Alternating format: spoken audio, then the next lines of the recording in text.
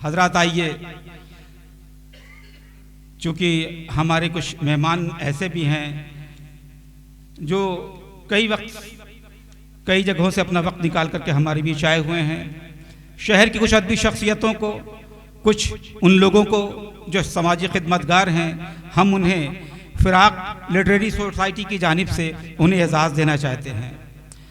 दोस्तों, पहला एक नाम आता है, गुज़िश्ता साल यही मुशायरा हो रहा था, डॉक्टर गुरविंदर बांगा साहब यहाँ पढ़ रहे थे और वहीं पर सामने जहाँ पे वलीउल्लाह साहब बैठे हुए हैं, वहाँ पे एक शख्सियत मौजूद थी, जनाब यूसुफ अब्बासी उर्फ मुन्नू भाई। उनकी दादो तहसीन से ये मुशायरा यहाँ पर अपनी कामयाबी की तरफ बढ़ रहा था, लेकिन ये अफसोस की बात है कि इसी दरमियान उन एक मुख्तसर सी अदालत के बाद जनाब यूसुफ अब्बासी मुन्नू भाई हम लोगों से हमेशा हमेशा के लिए जुदा हो गए। लेकिन उनकी मौजूदगी, उनके वो जुमले, उनके वो फ़िक्रे, वो तमाम चीज़ें आज भी हमारे जहनों में महफूज हैं। जो जनाब यूसुफ अब्बासी मुन्नू भाई फरमाया करते थे, और सबसे बड़ी बात है कि मुन्नू भाई को बहुत सारे शेर जो है ज़बानी याद रहते थे। आप मुशायरों में अमूमन ये होता था कि मुशायरों के बाद अगर कोई शायर अपना कलाम पढ़ता था तो मुन्नू भाई फ़ौरन उसके मुतबादिल कोई ना कोई एक शेर सुना दिया करते थे। यह उनका फ़न था। ये अफसोस है कि हमारे बीच आज जनाब यूसुफ अब्बासी मुन्नू भाई नहीं हैं, लेकिन आज भी हमने उन्हें ज़िंदा रखा है। एक अवार्ड सिर्फ इसी हवाले से कि जो मुशायरों को जो लोग ज़िंदा रखते हैं, वो भी मैं ये कहूँ अगर कि मुशायरों की कामयाबी में शोरा के कलाम के साथ साथ सामईन की दादो तहसीन भी शामिल होती है तो ये गलत ना होगा। और एक ऐसी शख्सियत जनाब ज़फ़र अमीन डक्कू साहब, जो मैं समझता हूँ कि गोरखपुर का शायद ही कोई ऐसा मुशायरा होगा या हिंदुस्तान का कोई ऐसा शायर होगा कि जब मुशायरा पढ़ने गोरखपुर में आ रहा हो और ज़फ़र अमीन डक्कू को ना खोजता हो। मैं हमारे बीच जनाब सैफुद्दीन अब्बासी साहब यहाँ तशरीफ़ फरमा हैं, मैं उनसे जो कि जनाब यूसुफ अब्बासी के छोटे भाई हैं, जनाब मिदहत अब्बासी उनके भतीजे और जनाब वासिल अब्बासी जनाब यूसुफ भाई के बेटे, मैं इन तीनों से गुजारिश करूँगा कि बराए मेहरबानी आप स्टेज पर तशरीफ़ ले आएँ।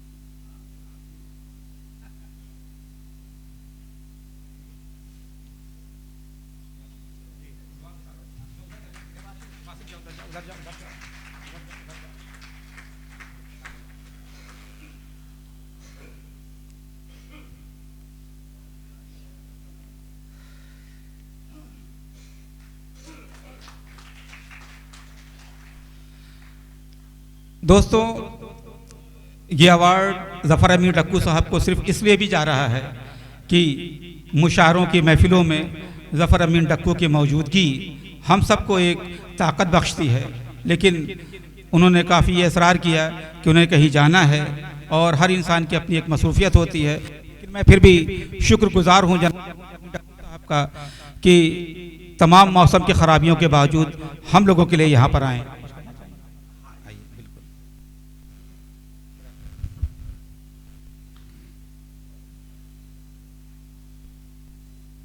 यहाँ मौजूद बड़ी बड़ी हस्तियाँ,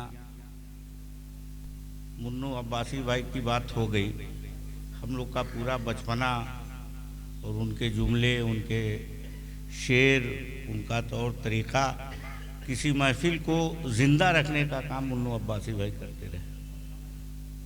आज इस मंच पे बड़ी बड़ी शख्सियतें हैं, हम कुछ कहेंगे नहीं, हमको ये शरफ़ हासिल रहा है कि फ़िराक गोरखपुरी साहब को हमने सुना है और देखा है इंजीनियरिंग कॉलेज के मुशायरे में।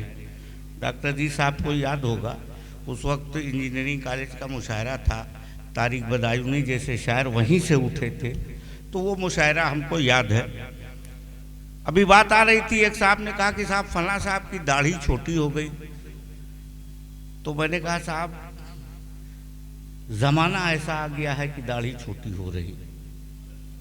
और किसी शायर ने लिखा था कि सफ़र में अब ये मुश्किल है कि सफ़र में फिर ये मुश्किल है कि अब राहों के रखवाले तलाशी का अमल हम तक की बस महदूद रखते हैं, मगर उन मुश्तबा लोगों से कोई कुछ नहीं कहता जो अपने जहन में आठों पहर बारूद रखते हैं। ये जो हालात हैं, ये सही है कि मैं मुझको इस बात की मतलब शर्मिंदगी है कि फिराक साहब गोरखपुर के, पूरी दुनिया में नाम फिराक गोरखपुरी साहब का है, और आज हम आंधी पानी भी बर्दाश्त नहीं कर पा रहे हैं उनके नाम। और हम वादा करके जा रहे हैं और हम अभी आएंगे, बहुत ही ज़रूरी काम है। हम 7 बजे से बैठे हैं कि अगली बार से फरूक जमाल साहब जब फिराक साहब का ये प्रोग्राम कराइएगा तो हमको 15 दिन पहले इसमें डाल दीजिएगा। जिस तरह पहले पूरा हाल भरा रहता था, आंधी हो या पानी हो, एक बड़े पैमाने पे इसको कराया जाएगा और आप लोगों को ज़रूर इनवाइट करिएगा। इंशाल्लाह ज़िंदगी हमारी रही तो ये वादा करके जा रहे हैं।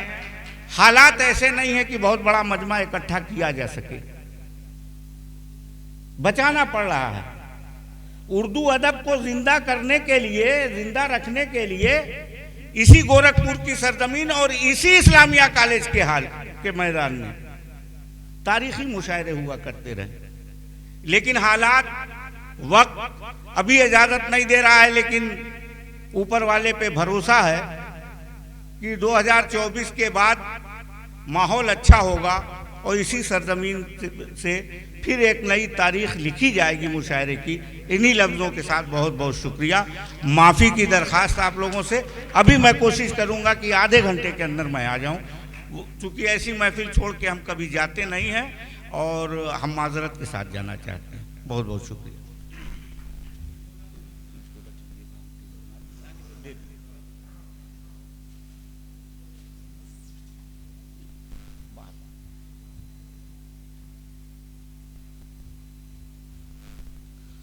बहुत बहुत शुक्रिया जनाब ज़फ़र अमीन टक्कू साहब। यकीनन मुझे याद है कि आपका वो मुशायरा कि जब यहाँ पर हुआ था, जनाब इमरान प्रतापगढ़ी इस मुशायरे में शामिल थे और बहुत सारे लोग यहाँ पर थे और मुशायरा पूरा रात भर चला था।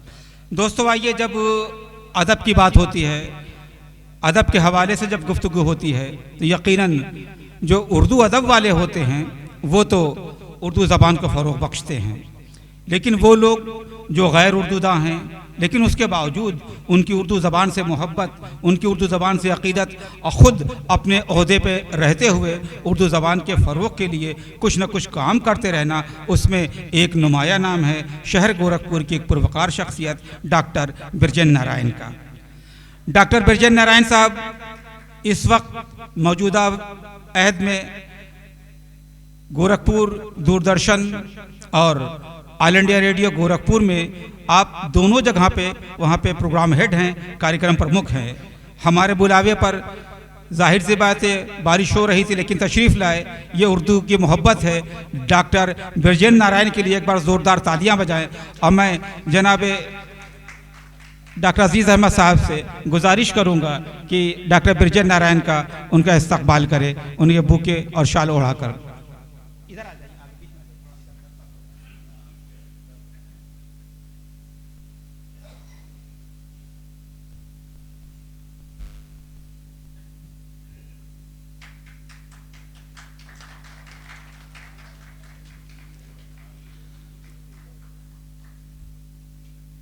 हमारे बीच मियाँ साहब इस्लामिया इंटर कॉलेज के नायब मैनेजर जनाब अहमद जमाल उर्फ बबुआ भाई यहाँ तशरीफ़ फरमा हैं। उर्दू अदब से मोहब्बत रखने वाले जनाब मोहम्मद इब्राहिम साहब यहाँ मौजूद हैं। मैं अब एक ऐसे शख्स की यहाँ पर यह चाहता हूँ कि उसे एजाज़ बख्शूँ जो गोरखपुर की सांस्कृतिक धरोहर को उन्होंने एक नई जिंदगी दी है। उनका ताल्लुक़ खुद उस खानवादे से है जहाँ पर संगीत और गज़लों की महफिल हुआ करती थी।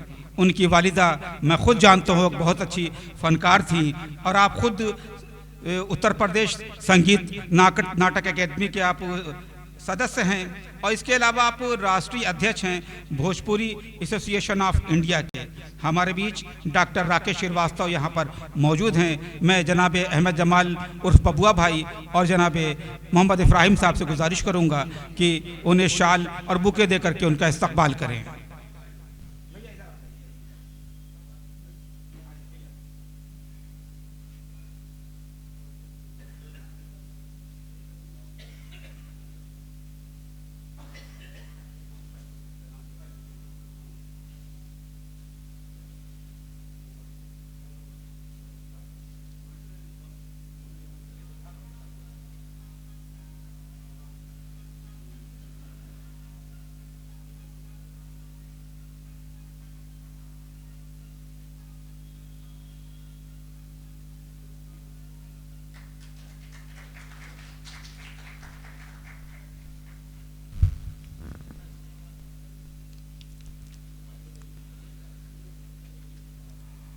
हमारे बीच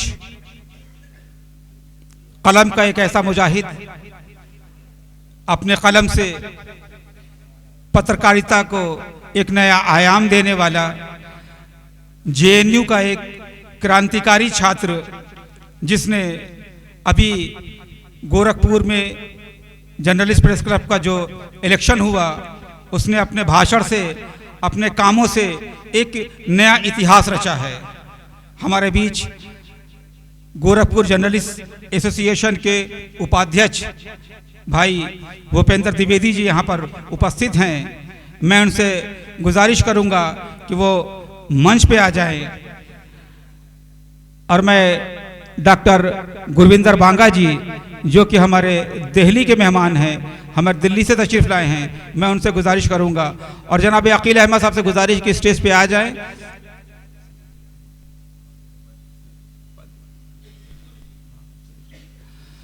गोरखपुर जर्नलिस्ट प्रेस क्लब के सचिव भाई भूपेंद्र द्विवेदी जी।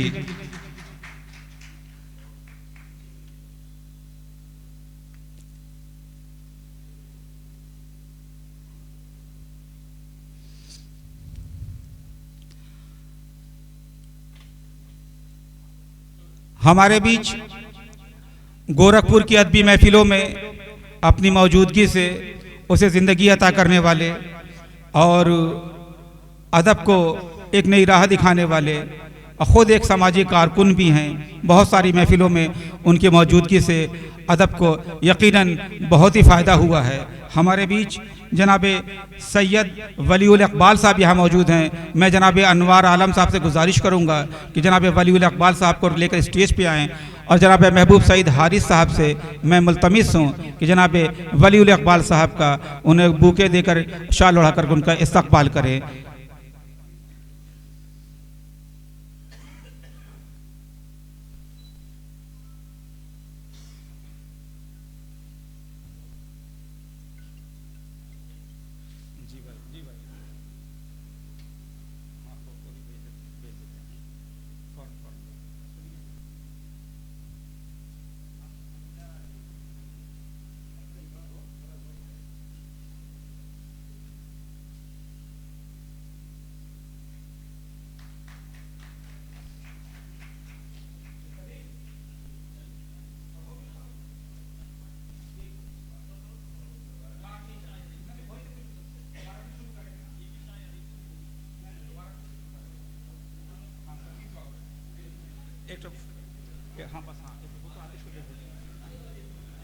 डॉक्टर अजीत साहब का नंबर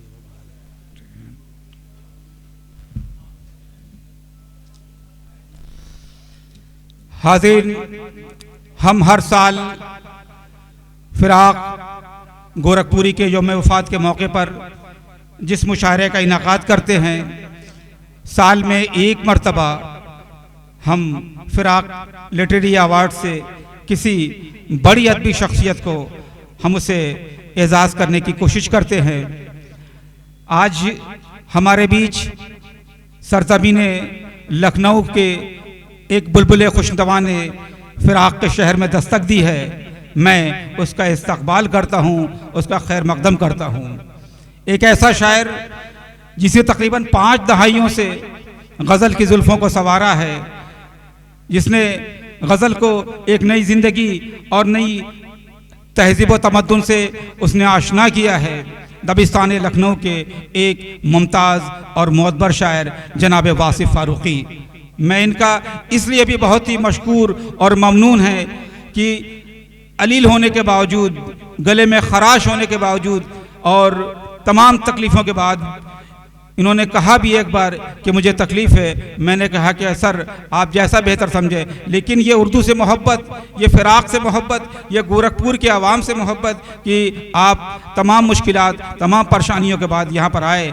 हम इस बार 2024 का फ़िराक लिटरेरी अवार्ड जनाब वासिफ़ फ़ारूक़ी से देते हुए हम फ़िराक लिटरेरी सोसाइटी खुद ये फ़ख्र महसूस कर रही है कि हम एक ऐसी शख्सियत को ये अवार्ड देने जा रहे हैं। जनाब महबूब सईद हारिस साहब से और जनाब डॉक्टर अजीज़ साहब अहमद साहब से गुजारिश करूँगा कि जनाब वासिफ़ फ़ारूक़ी साहब को एजाज़ दे करके हमें खुद एजाज़ बख्शे।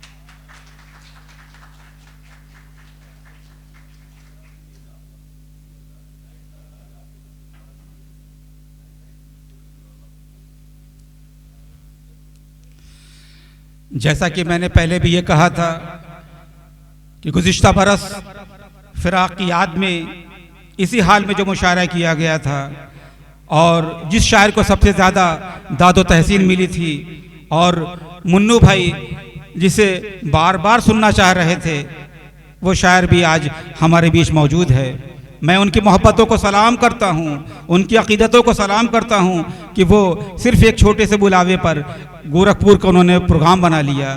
तकरीबन मैं ये समझता हूँ कि हमारे प्रोग्राम से बहुत पहले उन्होंने अपना टिकट बुक करा लिया गोरखपुर के लिए कि मुझे गोरखपुर जाना है। ये गोरखपुर से उनकी मोहब्बत है और हम गोरखपुर वाले भी ये चाहते हैं कि अपना मोहब्बत का नजराना डॉक्टर गुरविंदर बांगा को पेश करें। हम हर साल एक जो हमारे महबूब सईद हारिस साहब हैं, एक ऐसा मुहिब उर्दू जिसने गोरखपुर के मशरक़ी इलाके में उर्दू ज़बान के फ़रोग़ के लिए न जाने कितने प्रोग्राम किए हैं, और मैं यकीनन बहुत ही मशकूर और ममनून हूँ जनाब महबूब सईद हारिस का कि शहर में एक खानवादा ऐसा है, शहर में एक ऐसा घराना है जिसने इल्म के शराक को रोशन रखा है। वो लोग जो कि उर्दू ज़बान से नावाकिफ़ थे, वो लोग जो उर्दू ज़बान से दूर हो रहे थे, इस घराने ने उसे उर्दू ज़बान तक लाने की कोशिश की है। एक ऐसा माहौल तैयार किया है कि लोग उर्दू से वाकिफ़ हो सके। जहाँ मुशायरों का प्रोग्राम करना हो, जहाँ नज़्म गोई का मुकाबला हो, जहाँ अफसानों का मुकाबला हो, वहाँ पर जनाब महबूब सईद हारिस और उनके हम नवाओं ने उर्दू अदब के फ़रोग़ के लिए जो कारहाय नुमाया अंजाम दिए हैं, एक ज़ोरदार तालियाँ जनाब महबूब सईद हारिस के लिए। यकीनन ये वो लोग हैं, वो शख्सियतें हैं जिनके दम से उर्दू ज़बान आज भी जिंदा है। मैं ये कहूँ कि उर्दू ज़बान आज गोरखपुर और फ़िराक के शहर में जिस तरह से फ़रोग़ पा रही है, उस पर इस खानवादे का बहुत बड़ा हाथ है। जनाब हामिद अली साहब जो कि महबूब सईद हारिस साहब के वालिद बुजुर्गवार थे, उन्होंने भी अदब के फ़रोग़ के लिए, शायद ही ऐसा होता था, वासिफ़ फ़ारूक़ी साहब तो अब आ रहे हैं, लेकिन गोरखपुर का कोई ऐसा बड़ा शायर अगर गोरखपुर में तशरीफ़ लाता हो तो 2 शख्सियतों से ज़रूर मिलता था, हामिद अली साहब और डॉक्टर अजीज़ अहमद साहब। लोगों के ज़बान पे ये होता था कि हमें उनसे मुलाकात करनी है, हमें उनसे बात करनी है। आज हम जनाब हामिद अली अवार्ड 2024 डॉक्टर गुरविंदर बांगा को देते हुए फ़िराक लिटरेरी सोसाइटी खुद फ़ख्र महसूस कर रही है कि हम एक ऐसी अजीम शख्सियत को जनाब हामिद अली अवार्ड पेश कर रहे हैं।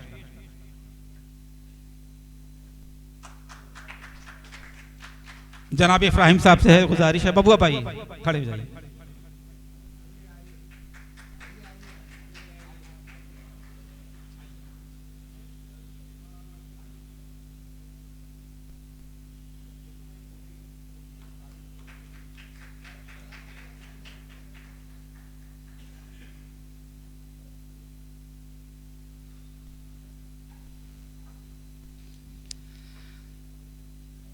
ज़रा नम हो तो मिट्टी, ज़रा नम हो तो ये मिट्टी बहुत ज़रखेज़ है साकी। यकीनन आज़मगढ़ की वो मिट्टी, आज़मगढ़ की वो सरज़मीन जहाँ पर मुताद्दिद शोरा, उद्बा, अफसाना निगार और बहुत से फिल्म नगमा निगार पैदा हुए। आज़मगढ़ की वो सरज़मीन जिसने हमेशा उर्दू ज़बान को एक नई जहत, एक नई शनाख्त अता की है। आज़मगढ़ की सरज़मीन से हमारे बुलावे पर जनाब मैकश आज़मी, एक ऐसा शायर, अपने लब लहजे का एक अनोखा शायर जिसने हिंदुस्तान ही नहीं बैरूनी ममालिक के बहुत सारे मुशायरों में आज़मगढ़ की नुमाइंदगी की है, आज हमारे बीच यहाँ मौजूद हैं। मैं एक ऐसी शख्सियत के हवाले से आज उन्हें अवार्ड दे रहा हूँ, जनाब एम कोठियावी राही। एम कोठियावी राही गोरखपुर की शख्सियत पर, गोरखपुर के मंजरनामे पर एक ऐसा नाम, एक ऐसा फ़कीर, एक ऐसा दुर्वेश जिसने हमेशा अदब के फ़रोग़ के लिए अपनी तमाम कुर्बानियाँ पेश की हैं। फिराक के शहर में और एम कोठियावी राही के शहर में, और दोनों के बीच रिश्ता बहुत अजीब था। फिराक और एम कोठियावी राही के बहुत सारे वाक़यात हैं जो कि लोगों के जहनों में आज भी महफूज हैं। आज हम जनाब मैकश आज़मी को एम कोठियावी राही फिराक अवार्ड से यहाँ पर नवाज रहे हैं। मैं जनाब महबूब सईद हारिस और डॉक्टर अजीज़ अहमद साहब जो खुद एक अलील हैं, मैं उनसे गुजारिश करता हूँ जो जनाब मैकश आज़मी को एजाज़ दे करके उनका इस्तकबाल करें। बबुआ भाई आपसे गुजारिश है, आप आ जाइए।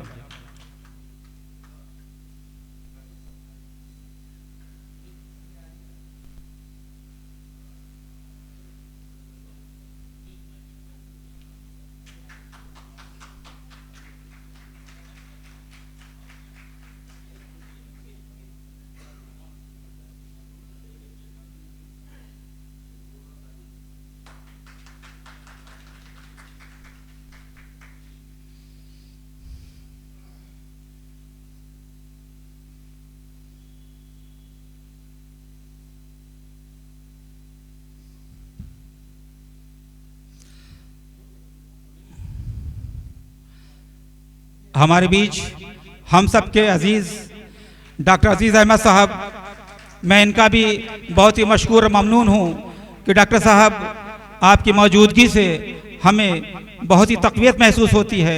आपकी मौजूदगी हम सब के लिए बायस फ़ख्र है। और तमाम हमारे बीच जनाब मोहम्मद इब्राहिम साहब तशरीफ़ फरमा हैं। मैं चाहता हूँ कि एक शाल और एक बुके से हम सब के अजीज़ और इस शहर की एक पुरवकार शख्सियत जनाब मोहम्मद इब्राहिम साहब का भी यहाँ पे इस्तकबाल किया जाए।